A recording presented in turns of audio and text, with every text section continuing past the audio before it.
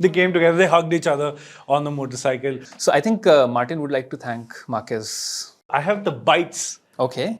that Bagnaia and Marquez said. How likely do you think it is that Vinales will be jumping off an Aprilia, just like he did with the Yamaha? Then he gets the blessing from Gigi Dall'Igna. Yes. A light shines on him and he goes fast.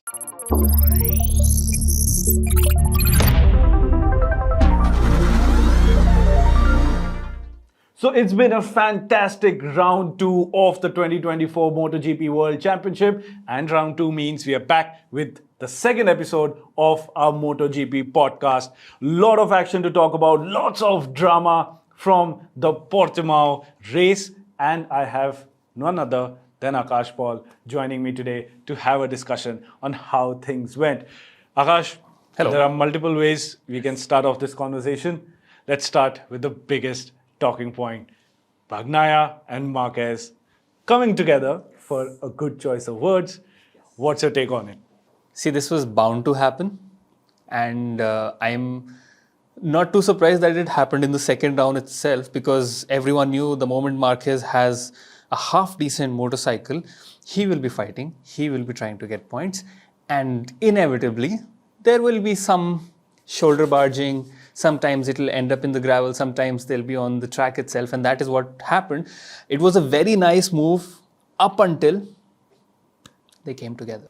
They came together, they hugged each other on the motorcycle. A friendly pat just so happens when you're in the same manufacturer spec motorcycle. And you know, the most interesting thing about it, well, there are two things. First of all, I'm so happy that FIM did not decide to put out penalties, because I thought it was a racing incident. You tell us if you thought it was a racing incident or not. And Manav, I would like to know your opinion as well, if you thought it was a racing incident or not. But before that, the second and the more interesting point was that I saw a statement by Aleix Espargaro. Famously does not get along with Marquez too well. But he said that it was Bagnaia's fault. He should have given Marquez room. And it was, in a way, he said it was Bagnaia's fault that they collided and got out of the race. So that I found very interesting. Now, Manav, you tell me if you thought it was a racing incident or not. So I think it was purely a racing incident, but I would say it's a 51-49 share of responsibilities, and I would say that it was a racing incident. Let's just keep it at that. But I'll tell you, if we decipher it, which I'm totally prepared for, on how this came to be, because if you've been watching MotoGP closely and if you've been following it for years like we do, you know that Marc Marquez has a certain riding style. Correct. And it's front heavy, loading the front, counter steering, letting the bike slide, and barging in and shutting the door close. But it wasn't as simple as that, because there were a lot of things leading up to it. So, because I was excited to have this conversation with you, I saw how the race went and what all happened. Someone did their homework. I did my homework. Because, I mean, come on, this conversation, Marquez going on and ruffling feathers of other Ducati riders had to happen. And all it took was 2 races for it to happen. Yeah. So, yes, first, it's a racing incident. And second, before I tell you what all I have noted down in my handy dandy device, Someone really did their homework. And trust me, it's going to be worth it, because I have the bites Okay. that Bagnaia and Marquez said Oh, after spicy the incident. All right, so tell me if you feel some tension in the air. Okay. Verbatim, Okay. Bagnaia says, "When he overtook me, he went wide!" Exclamation mark. When a rider in front of you that is battling goes wide, what do you want to do? Overtake him again to take more points. For me, from my side, wasn't risky. Oh. Marc Marquez, separately, for me, was a mistake for Pecco. But not just the incident, he tried to come back and was too optimistic, but contact can happen. But it was a mistake because we were fighting for 5th, 6th, 2 more points, 2 less, and he was suffering a lot with the tires, especially with the rear tire. So in the end, when remained 3-4 laps, you know what, you will lose the position. So it's not necessary to come back in that aggressive mode, but he decided like this. The consequence is 2 Ducatis, 0 points. Oh my God. Spicy. Very spicy. this also, this is something which I thought after the race had happened and I had some time to process.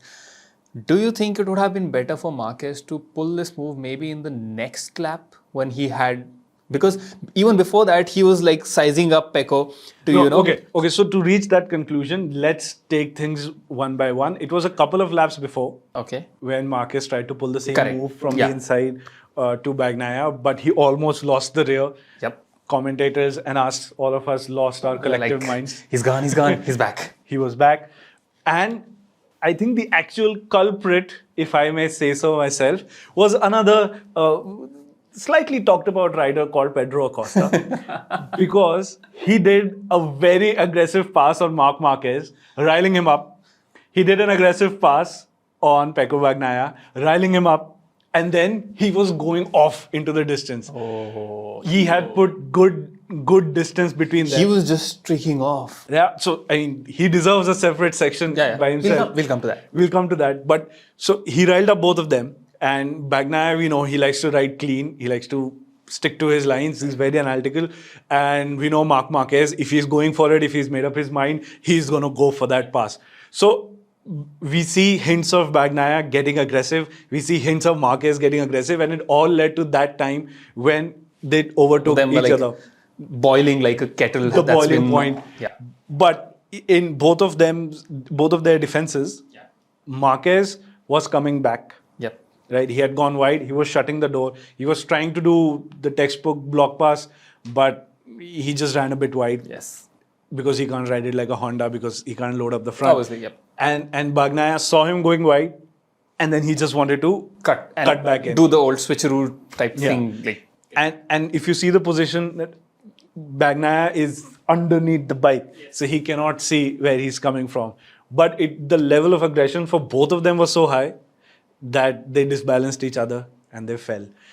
This was a racing incident, but I don't think so. The things that follow are going to be racing incidences as well. Because we also have to understand the fact that these are people going on machines at 200, 150 kind of speeds through a turn, and all of this, the incident that we've been dissecting for a while, happens in just a second. So sometimes you genuinely cannot compute all the information that we have now. Like, they say hindsight is 20/20. So yeah. In that moment, that is why it's called a racing incident. In that moment, it can happen. If it happens too often, then yes, and we know Marquez. He remembers things. He's gonna. Yeah, absolutely. And talking about Acosta, do we leave the ship now? Have we settled this discussion, or do we need to talk more? Yeah, I think we can settle. And also, since you mentioned, we were talking about Bagnaia and Marquez crashing, and then we found, according to you, Pedro was the culprit and all of this. This reminds me very much of, the previous podcast about F1, in which Karan and Dhruv were talking about, why is F1 boring? And they click the link. Yeah, and they came to the conclusion that Ricardo is the problem, which is why F1 is boring. If you want to know more, you have to go and see that podcast. Anyways, coming back to this, Pedro freaking Acosta. Now, full disclosure, obviously, like everyone else, I was excited to see this young rookie. And, after the preseason testing, I was like, oh, he's so comfortable on the bike so easily. And then the first sprint happened where he made some great moves, made up a lot of positions. But then you knew that he's eating into his tires and that he will soon be going back. And that is what happened. And I was like, okay, maybe, yes, he's fast, but he's still a rookie, he's lacking experience. And if he's not able to adapt to all the tactics that you need to stay on top in the premier class, he just might be a kid with a lot of speed, but not a lot of thought for, maybe 5 laps down the line, what is going to happen. And when I saw the race, I saw him making moves and going fast, and I was like, oh, he's making the same mistake. But he did not. This time, he had calculated his tire life in a much better way, and he had enough in the tank even towards the end of the race to keep his position. So that, I think, is really commendable, that in his second proper race, he's managed to gauge. What a guy. What a guy. And what stood out for me, because I look after a lot of video production and the things that you see here on the YouTube channel. was the amount of footage that guy was getting. I mean, there were 3 riders at the front, right? Bastianini, Vinales, Martin, all 3 of them. But the action was Pedro Acosta. It was him moving up the field, and it's like the feed guys, the commentators, the people who decide what's going to be shown. They all knew that he's going for it and he's going to make for good visuals, which he did. But one thing that I want to talk about is another thing that I noticed. Could be me. Let me know if you also think the same. Acosta's riding position is quite different. It's very different. So especially when he was in front of Marquez and Marquez was sizing him up or barely catching up, depending on how you want to see it. But when he was behind him and they're both entering the corner, if you look at the body positions, Marquez is leaned in, but he's crouched. His head is closer to the fairing. Fairing, yes. So if this is the camera, you'll see him like this. But Acosta, he's like this. And He's like trying to kiss the grass on the side. And this is something similar that Alex Rins used to do in the Suzuki time. Not so much these days, but back then. I have to talk about Alex Rins as well. Yes, but Alex Rins used to be just head out. This is how I would see him. But Acosta is like this, and it's almost like one of those sidecar motorcycle in racing where the other guy is like out there, like counter this thing, weight and all. Yeah. And I don't know if you noticed or not, but he had a lot of speed even while he was behind a lot of guys. It's just that in the modern era, it's just a little harder to... No, I wouldn't say that because he had a lot of pace. If you're putting in a lap, a second or second and a half in a matter of a handful of laps, you're definitely faster. I think what's happening is he's just lacking experience to overtake.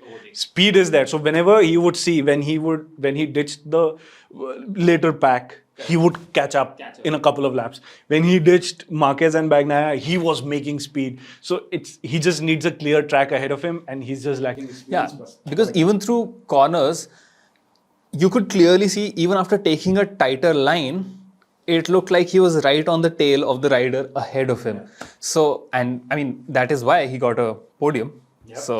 For the first time, he's the third youngest rider to get a podium in the rookie season in the MotoGP history. Yes. So, and just for reference, Marc Marquez is number 5. And if you're really curious for watching the coming races, Acosta has until Sachsenring to beat Marquez's record of being the youngest rider to win a MotoGP race. I mean, how likely do you think that is going to happen? It's very difficult. I mean, I really want it to happen just for the sake of the guy. I mean, he's a nice guy. I like how he conducts himself. I hope it happens. And I would also like to see Marquez trying to stop that from happening. But are we done with Acosta? Should we move on now? Is there anything you want to add? Yeah, just one small thing.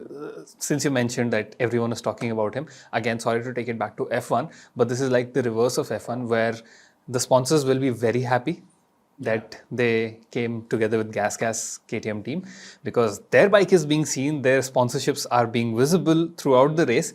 While on the other hand, if you look at F1, Max usually, because he wins, he's so far up ahead that you see him barely like twice or thrice. You mean like Martin in this race? Kind of, yes. Martin. Oh, you want to talk about him? Yeah, let's talk about the race winner. I mean, of course, we're talking about the race. We have to talk about the race winner. What a guy. What a race. He was the underappreciated racer this race, I would say. Like, he made it to the front. He was there at the front all throughout, did not make a mistake, kept a good gap, brought home a trophy, and is now leading the world championship. For more than 24 hours. Yes, he has done that twice last year, I think, but it was all sprint, and then next day Pecco would come back and be like... So I think Martin would like to thank Marquez. They're all pals, they're all part of the family. It just happens. They just came together for a friendly contact, that's it. Bike's fault that it fell. But coming back to Martin, I have to say it was more of a statement ride from him. And this is what I felt, right? I mean, if you follow us on our socials, that was the first thing I said, that it was a statement ride. It was a point to prove, because if you see the gap, we're going to put it on the screen on what the timing was when the race got finished. The amount of gap he had put, not from the second rider, because Vinales came. Vinales' situation deserves its own conversation. We'll get to that again. Bastianini was there and all those. Forget that. Let's say the top 6. So the rider number 6. Just look on your screen the amount of time he has put between bike number 6 and the first bike, which was his. He was riding in a league of his own. And post the race, in his post media debrief, he said a couple of things. He said his key to winning the race was getting out of the front on lap 1. And second, I think, and this statement didn't really appear anyone in any of the headlines, but I think it really should. Martin says that the new Ducati works better on Sundays than on Saturdays, which is a very big statement. And I think that really shows what Martin needed to prove himself as a Sunday man. Correct. And that's showing up. But talking about Ducati performance, I want to talk about how performance changes in a Ducati if your tank starts to go low in fuel. Okay. Which is? Bagnaia losing the lead on sprint. Oh, yes. Yes. So there's been so much. There's been so much action. There's been so much action. On Saturday, Bagnaia was out in the front. He was dominating the race. Correct. He was doing textbook Bagnaia stuff. He was going to clock the maximum number of points. But in corner 1, so Portimao is known as a roller coaster. That's because especially towards the entry of C1, you're doing the top speeds. You're doing well over 340 kilometers an hour and you have to brake in. And there is a depression in the track. You go down almost like a flight of stairs and you have to brake in and turn in at the same time. He had a very, very sketchy moment. So his statement was because the amount of fuel in the tank got low, the rear came up more than what he expected. And he had no option but to let go of the brakes, because of which he ran wide and lost multiple positions. Very interesting. That is how intense MotoGP is these days. Not only do you have to calculate the amount of fuel needed to finish the race, but also the pitch and yaw of the motorcycle. After a certain point in the race. Wow. So that was the reason. And speaking of technical faults, I want to talk about Aprilia. I want to talk about Maverick Vinales. I mean, this guy is now reminding me of Danny Pedrosa in some ways, because the luck. Oh my God. So on Saturday, so let's Okay. How likely do you think it is that Vinales will be jumping off an Aprilia just like he did with the Yamaha? It's happening though, isn't it? I mean, that's a very acute observation, I must say, because maybe I thought I'm imagining, because he started to say things he's not very pleased with about the Aprilia mechanics, about the Aprilia bike. And his time is almost up, contract's running out, and there are talks that Quartararo is in talks with Aprilia too. So just for reference, Quartararo's rider manager, Carlo Pernat, he has said that Aprilia is no way out of the question, and there should be an announcement in 3 to 4 races time. And we'll come back to that, because there's a very important way all of this comes together. But yeah, speaking of Vinales. His time is almost up. I don't know what's going to happen. But I think a victory and overall a solid weekend really plays in his favor. So, I mean, this was my issue with Aprilia last year as well as this year. This is what I wanted them to sort of work on, or I hoped that they would work on. I had a small conversation with Massimo and their technical director. Yes. And click the link. Yeah, click the interview is there. Read it. It's very nice. Yes. It's good. So I asked them that they have a good motorcycle. Now, the two factors holding them back, in my personal and humble opinion, is one, which obviously a lot of people will debate, rider consistency. Aleix and Maverick can both be really fast and really on the point one day and then lose out in the next race. They don't have the kind of consistency which you can see from, let's say, Pecco or Martin or Quartararo earlier or Marquez used to display. That kind of consistency is not there. And the second thing, which they can very much control, are the technical gremlins that they come across. They've had so many technical gremlins. Even in the Indian race, Aleix had a technical problem, and that's what we saw happen in the main race. Maverick was very much in contention of getting that second place. But again, an issue with the gearbox, I believe, yes, it was, made him retire. But, okay. A couple of points to add, and I completely agree with what you just said. Maverick Vinales had a problem going from 5th to 6th. That was the issue. And he said that the problem... Okay, now this is the interesting part. So you saw the sprint. You saw how Maverick Vinales was flying away. And you saw the quali as well. In quali, Maverick Vinales gave his post-race thingy with the mask on because he wasn't well. And he had lost 2 kgs for the race because he was so unwell. He wasn't 100% fit. Qualified in the top 3 in the front row, won the sprint race, and lost a potential second position because of a mechanical issue, right? Yeah. But Maverick Vinales, someone who would have lost it after a situation like this, was very happy. You know why? He says he had this trouble from lap 6, from going from 5th to 6th. And it kept getting worse. It wasn't so much. So he said that he would press it 4 to 5 times, the lever, hoping that it would slot into 6th, but it kept getting worse.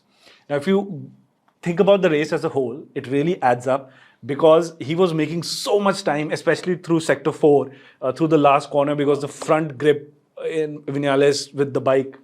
The new RSGP is very good with high-speed corners. So he was flying. So he was making a tremendous amount of time. Bastianini said that he was making 0.1 or 0.2, like 0.2 of a second in just sector 4 alone. He was that fast. And he had a problem in lap 6. He made it stick till the last lap. So if the bike was okay, he says that it would have been a perfect 37-point weekend for him. I mean, goosebumps if he says that. So he was very happy. And he said the problem was similar. So when he was going in the second to last lap, there was a bang from the gearbox and he couldn't do anything. So he tried to brake, went to the greens, and the bike locked up, which was similar to last year's incident. I'm forgetting the race where his chain was snapped. Oh yes, the chain snapped. Because it was a gearbox issue, so it was something similar. So it's probably something that Aprilia is still to work out, even with the new bike. Aprilia, please fix your bike. You have a very good machine. You have some very good riders. Please fix your bike. Yes, and I love Aakash also. I mean, yeah, what a guy. I mean, he deserves to be right at the front. He's worked hard for bringing that team to where it is and bringing himself to where he is. So that way he deserves. But since you mentioned Maverick losing weight and not being well, talk about this weekend being for the athletes that were not well, lost some weight, and then won the race. Oh. If you know what I'm talking about, comment down below. Which is what? I don't know. Carlos Sainz lost an appendix. Oh, that silly 4-wheel thingy that goes around and it's boring because there's like 30 seconds. He's just trying to wind me up. I know. I won't give in. I mean, 30 seconds are grid crosses. I mean, that's a separate podcast we have to do. I am not. If you would like to see a MotoGP guy and an F1 guy sit together and find out what's happening in each other's world, let us know in the comments because I would absolutely love to know that how MotoGP is a race, but F1 is an engineering exercise. Okay, you know what? Okay, let's save it. Okay, I'm so sorry, but the worst part, he's kind of right, but we'll come to that later on. I can't wait. Please say that you want to see that so we can bring that podcast. But the second thing. Sorry. Back to my handy dandy device because we're talking of Aakash. So I just want to mention one thing. He's like Dora the Explorer today, getting to his handy dandy device. Yeah, sorry for that. I'm really excited because he also has a quote. Okay. And you're gonna love it. A second quote. Aleix Espargaro said a very good statement about Pedro Acosta, which I should have said when we were talking about Acosta, but bonus Acosta content. It's our podcast. We can do whatever we want. Yeah. So you know what he said? On being asked on what he thinks about Acosta, Aleix Espargaro, the most experienced rider on the grid, says, I don't know what he ate for breakfast. Because yesterday we were similar and today he was on another planet. He's been amazing. The way he rides the bike, the way he stops the bike. He's not a rookie anymore. He's unbelievable. Oh, wow. And that's coming from the most experienced rider on the grid. High praise. High praise, indeed. Which he deserves, I guess. But now, coming to, like I mentioned in the last podcast as well, the Japanese GP. Oh, yes. Which was fairly better. Yes, fairly better. Comparatively better. And you know what? As full disclosure, as someone who really likes Quartararo, I saw he had a nice initial start, but then again, the woes of Yamaha meant that he could not keep his position. He kept slipping back. But then a certain Marquez decided to collide with Pecco, and then Aprilia started to give up, which kind of promoted him up to P7, if I'm not wrong, which is good for him and good for his efforts. But Alex Rins, just like the sprint, I noticed that he took the outside line through the first corners, and he was there in like the top 10. He was behind Quartararo, but I don't think they showed it in the broadcast, but something happened, then he slipped back down to like 12, 13, 14. So I don't know what that was, because even in the first race, if I remember correctly, Rins was very close to Quartararo, but then throughout the race, maybe he makes a mistake, goes wide, and then loses positions. But this again shows how good and how consistent Quartararo is with that Yamaha, that even when he's not competitive, he can get at least around that top 10 or, slightly around that, unless he has some major issues. Now, obviously... He's the fastest non-European bike. Yes, exactly. And that until last year was between Marquez and Quartararo. Marquez obviously used to fall off the bike, so that hurt his standings. But Quartararo is really good with that machine, which explains why Aprilia would want him, and his manager would also want a competitive bike for him, because he is still in his prime and he can perform. And which is also, I think, why Yamaha brought parts of the Aprilia to the Yamaha test motorcycle, right? Yeah. So basically, the new concession system allows Yamaha, because they're ranked D, and if you know your games, rank D, rank B, rank C, rank A. This is where the MotoGP grid is these days from this season onwards. But Yamaha falls in rank D, so they are able to do testing whenever they want. And the test bike was spotted with an underseat section reminiscent of the Aprilia RSGP bike, and the tail had the dyno wing, Ducati theme. the Ducati theme going on for the winglets at the tail. So basically, Yamaha is trying to bring the competitors to their bike so that Quartararo stays and their bike gets to the front. And this also highlights one more point, that Yamaha does not want what has happened with Honda. They've lost their star rider Marc Marquez, and since they've lost him, yes, he was not getting the kind of results he used to, but he was still bringing them media attention. He was still bringing them that screen time. He was bringing them the headlines. So P7 for Marquez was something you would expect on a Repsol Honda. Yes. And P7 for Quartararo in this race. So at least mid-pack they're there, because all the other bikes are far off behind. And with the newer KTMs and Aprilias, they're just not letting Japanese GP do anything at all. Except for one Ducati. Oh, yes. Frankie Morbidelli. That makes me really sad. I mean, are any of you Franco Morbidelli fans? Because I used to be, and I love how he's conducted himself to come to MotoGP, but it's just not working out. It's not working out, and sorry to remind you of this if you did not know. He's also sitting at 0 points right now. Yeah. That's not a surprise though, because nothing's working for him. Like, he lost precious testing time as well. And injuries during Yamaha time, injuries during Ducati time. I don't know what's happening. But it wasn't a surprise for me, because I saw the distance. So we'll put that on the screen once again. The distance, like the time between Frankie Morbidelli's bike and Martin's bike, it's painful. I mean, it looks like an F1 race. It's yeah. Thank you. Thank you for acknowledging the sport of Formula Uno.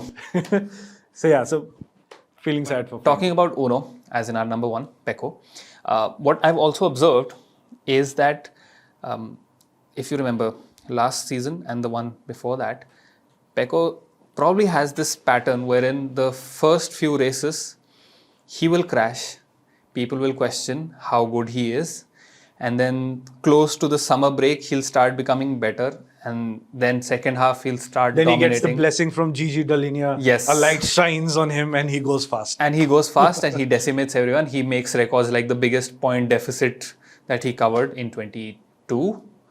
So I'm still hopeful that he's still going to lead the championship at some point. Okay, I agree. But I just want to share a contrary opinion to it. It's not going to be easy, in my opinion, for Bagnaia, because of a couple of things. First, this guy called the Martinator. Yes. He has matured in his approach, is what I think. And it's also what he says. So in his post-race debrief, he says it was a mature race. Yeah. Before saying the Ducatis are better on Sundays. So he says that himself. And he said a very good point. He said, I could have pushed. Okay, so this is another quote. Because I love seeing riders. The quote man right here. Yes. So Not sitting in a quote, crucially. Yes, the QUOTE, quote man. So Martin said a very nice thing. He said that I had more in the bank. Despite decimating everybody. He said I had more in the bank. And I was, and he said that a 3-second win is the same as winning with 0.8 of a second. So I decided not to push. And Smart boy. I saw the distance go up to 0.7, which is what he did. And he then saw that the distance came down to 2 or 0.3, which is also what happened when Bastianini started going all beast mode on him. Yes. And then he pushed the gap again. So he said, I had it in my bank. So whenever they would bring it down from 0.7, I would go a 10th more. And that's all I was doing because I wanted to win the race. Because a 3-second lead winning and a 1/8 or 10th of a second winning is the same. And coming from Martin, that is such a nice thing to hear. nice Because thing to again, I've been rooting for him silently for the past 2 seasons. But the 22 season, he crashed so many times. 23 season, he was much more mature. I still think he could have won that championship if not for that bad start in the final race. He could have still got it. But anyways, there is always... But would you say he's now equally, if not more mature to Pecco Bagnaia's approach? Is he taking a similar approach now? I think he's equally mature. And I say equally because right now if you see, he looks more mature than Bagnaia. But like I said, Bagnaia has this thing of making mistakes early on. Okay. Tell me if I'm right. If you want to be mature, you stay away from Pedro Acosta. No? No. No? No. I would wait to see what happens when Pedro Acosta and Martin go one-on-one with each other because that really hasn't happened yet. That is when the true maturity test will happen. So I'll tell you what. Pedro Acosta right now is an inevitability. He will be close to you at some point of the race. Martin has been, let's say, lucky that he's not had a very close encounter with him. But when you do come in contact with him, you should do what I think Marquez was doing right up until a certain point. If you see, Marquez was, there was a gap between him and Pecco, and when Acosta also passed him, he was not pushing really hard because one, he knew the race is long. Second, he knew about the tire temperature and the risk of running, in dirty air. So he was doing the smart thing that he was about half a second away, if I'm not wrong. 4/10. So Marquez has actually said that multiple times. If you're 4/10 behind the bike in front, that is how much he likes to fall back. To recalibrate the bike's performance. Correct. So he was doing that. And then, like I said, in my opinion, had Marquez waited for another lap, he would have had a clean pass on Pecco. And then if Acosta was still in range, let's say Acosta is in front and if he's still in range, then you pass him. So you'll have to be very smart about passing him because, again, Acosta is absolutely gifted. He's very talented, but I'm not sure how good he will be in like a wheel-to-wheel, proper heated wheel-to-wheel combat, how well he'll be able to judge the distance because like you mentioned, when it comes to passing, I think he's still not that confident to judge the gap and the timing to make a clean pass. So maybe if you're very close to him, it'll be slightly tricky, slightly hairy, at least for the initial few races. But yes, you will have to pass him because that boy is gunning for a race win. So if you want a race win and you are behind him. So what happens when they reach Kota next time? We know Marquez loves Kota. He loves the left-handers there. And Pedro Acosta is only getting more confident with every outing. At the expense of setting myself up for disappointment, I think Marquez will absolutely decimate everyone in Kota because he loves that track. Wow, you're really saying that? You're putting that out there on the internet. He loves that track. He has a machine that can go fast. But it doesn't ride the way he rides. Yes, but still, I still think he has the speed to put the bike up ahead in qualifying because again, he likes that track. He has that confidence that he won't fall off the bike. We've not seen him fall off as frequently. Really? As frequently. Okay. As the Honda in recent years. No, but He didn't in the Qatar weekend. Yes. But this time he had multiple falls. Yeah, but that is only because he's testing the limits, right? So once he finds that, I think by then he'll be more in tune with the bike, which means that he'll have a good qualifying. Now, I will say it depends a lot on him having a good qualifying. Ideally, starting on the front row. If he starts on the front row, I think he will easily be very aggressive at the start. Everyone will be scared to get near him, especially now that he is tagged Pecco already. So now they'll be like, if he does not care about the world champion, who are we? Right? Yeah. So everyone will be scared of him. He'll streak off into the distance. No one will see him and he'll win that race. And that will be his long-awaited, proper race win in a long while. Very, very big thing that you have just said. I know. I'm setting myself up for disappointment and I'm here for it. Talking about setting things up, I know we are reaching the end of this podcast, but I just quickly want to take a moment and talk about Enea Bastianini. Poor guy had a very bad Portimao GP last year. Because of a certain man. I will not say who. If you know, let us know in the comment. We'd love to join in on that conversation. But I think this was a revenge ride for him. Yeah. He's proved a point. Good man. And before last year's Portimao GP, Enea Bastianini was known for tyre management, was known for outright pace, Correct. good quality, good performance on a Saturday sprint race if it is there, and very calculated on a Sunday, and having stupid beast-like pace towards the end Called of the the race. beast for a reason. And he showed all of those quality, but I think he'll take a couple of races more to gain that confidence. But I think he really proved why he got that red Ducati seat in the first place. So just a quick mention of him, because I'm really looking forward to where he takes the championship again. Because we've got Martin, we've got Bagnaia, we've got potential Marquez, Acosta joining in. Yes. Binder's always there with his knee out somewhere. Binder is also the dark horse of this season. Of the season. And if a certain Enea Bastianini joins in, it's just going to get better for us. And he's also, let's not forget, he's also kind of fighting for his seat. Yes. Oh, speaking of seats, how many more races till Acosta gets a brand new spanking red Ducati seat or a Yamaha or an Aprilia seat? I doubt it'll be any other manufacturer. I think the chances are more of him getting into the factory seat of Jack Miller. I think that is what will probably happen, and that will happen probably just before the summer break or just after. So like the one race before and after the summer break, that is when I am guessing they'll make that decision, because Jack Miller, again, has this issue with late race pace where he No, but this fades. weekend he was fast. This weekend he was fast. But the weekend before that, he was not.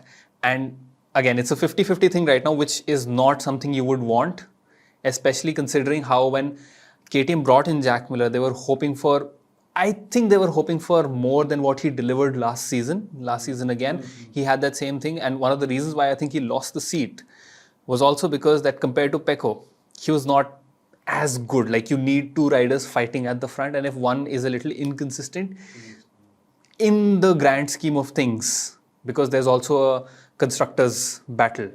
So there you need more points. And if you're behind, let's say, a Japanese motorcycle, which are famously bad right now, doesn't look good. So Miller will really have to step up his game. If he does, he probably keeps his seat. Otherwise, there is a shark in the water that's smelling blood. Okay, what if? I'll just give you a hot take. There are several riders without a seat for next year, right?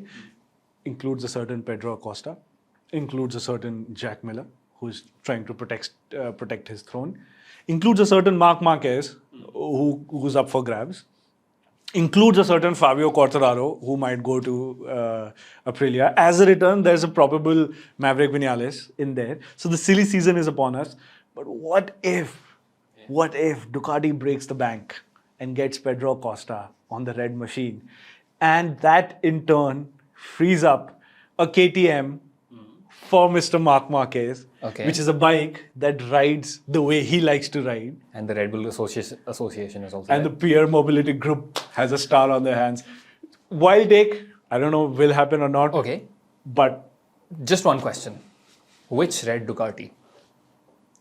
I think it will be stupid for anyone to not give him a factory seat at this point because Yeah. So are you saying that Bastianini will lose his seat and Acosta will take that? ooh, no, okay, I'm not gonna say that. That's gonna settle. Is Manav really saying that poor old Bastianini? No, but if there's somebody in the factory Ducati seat that needs to protect their seat, it's Bastianini because he's had a year of not performance, even though it's because of an injury. What if Morbidelli goes in? Martin is not going to be in the same factory seat as Bagnaia because, as we know, with the Lorenzo Rossi team up and Lorenzo Marc Marquez, I was thinking, yeah, so their team up at HRC, you don't want two alpha riders in the same because that doesn't always end up well. Plus, Martin already has the latest GP bike, so that's there. But I think it's more like Martin. It's more about that title of having the factory seat. I think he still wants that red Ducati. I think he wants Bagnaia's side Ducati. I don't think I don't think Pecco is going anywhere. Not with two Premier class titles in his bag, 3 in total. But 2 Premier. They better catch all of those titles because Acosta is coming. Yeah, I still think if he goes on a Ducati, it'll be the Ducati of Morbidelli. That makes me sad. Poor Frankie, I want to see him do it. And last but not the least, one final thing, because I have a lot of things to talk about. So many finals. Is Maverick Vinales' another achievement. He's the first MotoGP rider to win on 3 different brands of motorcycles. Of course, firstly, that includes Suzuki. Of course, that includes Yamaha and now an Aprilia. But the Aprilia win came on a Saturday, which is a sprint race, but the earlier wins came on the Sunday races. Technicalities. But I think that's still an achievement nevertheless. Let us know if you think sprint races still count as good enough for this record to be in place. Because if MotoGP were to be believed, it doesn't. Because when Pecco Bagnaia flips up his rear a little too much because of low fuel, he goes from 12 points to 9. But if he falls on a Sunday, he loses 25 points. So that is a lot. That's a lot. So let us know if you think Vinales deserves that or not. I think he does. Do you? Yeah, I think a win is a win, but no. No? Actually not, now that I think about it. Because that's your full race distance. The stakes are different. The number of points allotted are also different. Like, not just in terms of the points you get, but also to the number of people you give points. So that is also different. So I think like a proper win is a win. But still, I would, like to congratulate Maverick for getting that win with 3 different manufacturers in whatever format it was. But it's in the Premier class. That's what matters. That is there. Now, talking about win, last week or in the last MotoGP podcast, I was with Shivank and I asked him his top 3 prediction and I gave mine. Now, he's not here, so I'll ask you, but before that, I'll talk about mine. I said first would be Pecco, very poor choice. Second, Martin. Maybe you should mention Pecco with the amount of fuel that he has in the bike. He was still not first, man.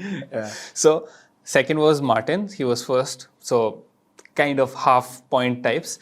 Just 5 points between the positions. Okay, and third, I said Binder again. He did not make it to the podium. It was Acosta. So, not a very good track record. Manav, first tell me, who do you think will be in the top 3 at the next race? My race prediction for Kota, Mr. Marc Marquez will be there somewhere on the podium. Do I give positions or do I just say? Top 3. So, if you can, P1, P2, P3, I would like that. I would say Marquez third. Okay. Because I don't okay. think. You said he's going to win, right? Yeah. I mean, so I'll take it the other way around. I think maybe. Hopefully. Pedro Acosta. Okay. On second. Okay. And I think first will be either Martin or Bagnaia, but one of them. Okay. Can I do 2 options? Let me do it for this. Cool. You get it. I'm a generous master. Thank you very much. What about you? Okay. First, like I said, Marquez, I expect him to win. So first will be Marquez. Third, I would say Acosta. Because I'm counting on his speed and on his youth. Bravery. Yes. Second, now that is tricky, but I think once again I would like to put my money on Martin. I know Pecco will be out for revenge. But somehow this season I am leaning more towards Martin, and I'm guessing he'll be there getting the second place trophy. So These three fighting for the top. Oh my God, that's gonna. Let's guess P4 because if these three fall fighting with each other, yes. I think P4 will be one of the Aprilias. No, I think it'll. Because the corner grip. Yes. Now that you mentioned it. Oh boy. Okay, it'll be Binder and Maverick behind him. That's what I'm saying. Top 5. All right. Locked and loaded. So that was our podcast. It went slightly longer than we expected. But I hope that you liked it. Yeah, so actually let us know because we are really working on this podcast platform. We are trying to figure out our ways. We are actually presenters who like to keep things short, concise. But we are trying to do the free flow things. Now, there are two sets of opinions. Maybe we'll put this as a pinned comment. Let us know what you think. Yes, of course. There are two sections of feedbacks that we are getting. One of them are asking for, why are you talking so less? Go on. I have a long drive home. I really want to listen to all this MotoGP chatter. If you're one of them, let us know. Or if you're one of those people who say our meals are finished in 20 minutes, so I want my podcast to be shorter. So let us know what you think and we'll try to incorporate that. Let us know if you want our podcast to be a sprint or a Sunday race. Yes! Very well put. All right. Anything else you would like to add? No, just like, comment, subscribe, stay tuned for the next one. We both will see you in the next one probably. Bye-bye.